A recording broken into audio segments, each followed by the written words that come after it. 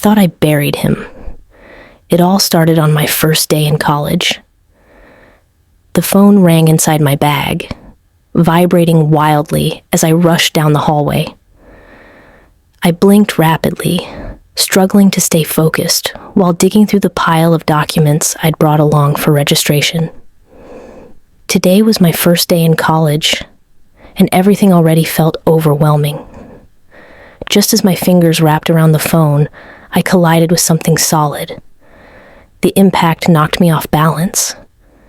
My feet slipped, and I braced myself for the hard fall, but it never came. Instead, I landed in someone's arms. I opened my eyes slowly. He was breathtaking, broad shoulders, perfect build, hazel eyes flecked with gold, a face that looked like it had been sculpted by angels. My heart skipped violently. He smiled, revealing a perfect set of teeth. "I'm so sorry," he said. "I wasn't looking." I smiled back, still stunned. "It's okay. I'm Karen." "Derek Packer," he replied. He was a fresher too, and somehow we ended up in the same department. From that moment, everything flowed effortlessly. We became friends, then best friends, then lovers. Soon enough, roommates. Life felt perfect. Our grades improved. Our love deepened. On campus, we became that couple, the one everyone admired. By graduation, we were voted best couple.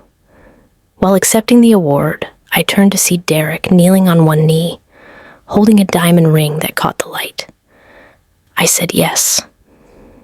The internet went wild that night. At home, we couldn't keep our hands off each other. We made love like it was the beginning and end of the world. It was the happiest night of my life. Or so I thought. A year later, Derek still hadn't gotten a job. It didn't strain us financially. He came from a wealthy family. But slowly, I began to notice things. He hated working for others. He didn't want to start a business either. He was content living off his family's money. It bothered me, but I kept quiet. I didn't want to start problems. I loved him. That was enough. Until life punched me hard. One evening, I returned home late from work. The apartment was empty. Then I remembered his message. He'd gone to visit his family. I cooked dinner anyway, expecting him home soon. I waited. He never came. I fell asleep beside cold food on the dining table. The next morning, a sharp knock jolted me awake. Smiling, I rushed to the door, certain it was Derek. It wasn't. Standing there were his mother and elder sister.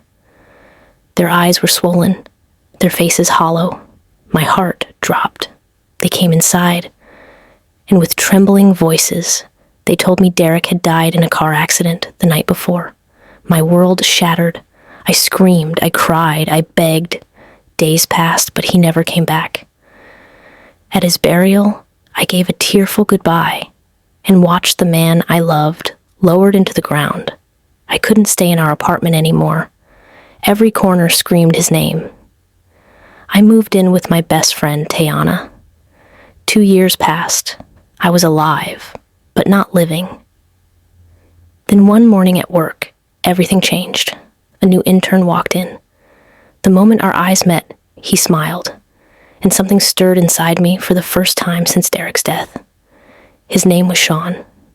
He was calm, gentle, kind. He checked on me daily. We talked, shared lunches, laughed.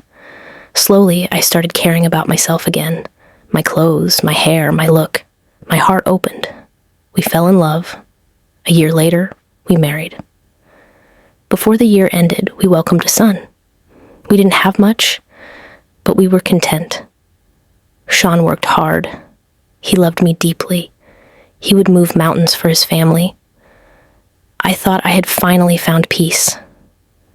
Then one sunny weekend, everything collapsed. Sean and I were watching a movie while our baby slept.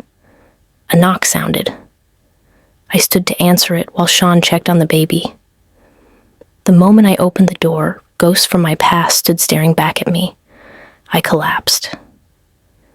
When I woke up in the hospital, my younger sister sat beside me. Through the glass door stood my husband and Derek, alive. "How is this possible?" I cried. "I watched him get buried." My sister explained everything. Derek never died. He and his family staged his death so he could marry a rich woman, the daughter of an oil mogul.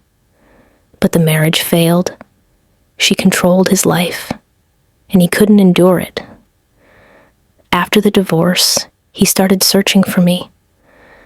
The door opened, and Derek walked in with Sean. I screamed, "Get out! I never want to see your disgusting face again." Sean asked me to hear him out before leaving the room with my sister. Derek apologized. He admitted his selfishness, his suffering. Then he said the words that shattered me all over again. "I want you back." I thought I was over him, but I wasn't. After my discharge, Derek and I exchanged contacts. I went home with Sean, but my mind was restless. Sean noticed the distance. When I finally told him everything, his eyes filled with tears, but he remained noble. "Whatever you decide," he said quietly, "just let me know." Then he walked away. Alone, I weighed my heart. Derek was lazy, self-centered. If wealth tempted him once, it would again. Sean had nothing but love, loyalty, sacrifice. I walked into the room where Sean sat and said, "I love you for always treating me right. I will never take your love for granted." I called Derek and told him my decision. He was my past, and he should stay there. That night, Sean and I made love, renewing our vows. Before evening came, Sean received a call. He screamed. I ran to him and found him kneeling, tears streaming, but they were tears of joy. He had just been awarded a $1 billion building contract. Our lives changed that day. But money wasn't our victory. Love was. Because I finally understood the difference between a man who leaves and a man who stays. And this time, I chose right. Do like, comment, and subscribe.